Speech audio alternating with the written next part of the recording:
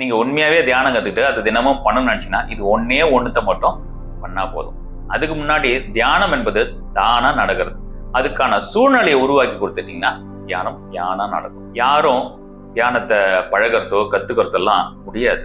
ஆனா பழக்கத்துல சொல்லி சொல்லி அதுவே பழக்கம் ஆயிடுச்சு. சரி, என்ன பண்ணணும்?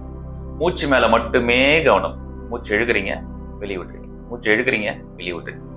உள்ள போது வெளியே வருது, உள்ள போது வெளியே வருது. இது மேல மட்டுமே கவனம். ஆரம்பத்துல நீங்க மூச்சு இயக்கிற மாதிரி இருக்கும். போக போக மூச்சு மேல மட்டுமே கவனம். மூச்சு தானா இயங்கணும், நீங்க இயக்கக்கூடாது. இது எப்படி பண்ணலாம்? உட்காந்துட்டு பண்ணலாமா, நின்று பண்ணலாமா, படுத்துட்டு பண்ணலாமா? எந்த பொசிஷன்ல வேணா உட்காந்துக்கலாம். பத்மாசனம், சிதாசனம், சுகாசனம், சமணக்கால் போட்டு உட்காந்துக்கலாம். முதுக நேரம் வச்சுக்கணுமா? இல்ல முடியலையா? Okay fine. நின்று தான் பண்ண முடியுமா? Okay fine. படுத்து தான் பண்ண முடியுமா? Okay fine. எந்த பொசிஷன், எந்த நிலை எதுவா இருந்தாலும் பரவாயில்ல. ஆனா மூச்சு மேல மட்டுமே கவனம் இருக்கணும். இதை பண்றதுக்கு தீட்சை தேவையா? தேவையில்லை. முயற்சி மட்டுமே இருந்தா போதும். தீட்சை தானா தேடி வரும். அப்படி தீட்சையே இல்லைனாலும் இதை மட்டும் பண்ணீங்கன்னா முக்தி கண்டிப்பா அடைவீங்க. மூச்சு உங்களுக்கு அதிகமா வேலை செய்ய எண்ணங்களும் அதிகமா ஓடிக்கொண்டே இருக்கு.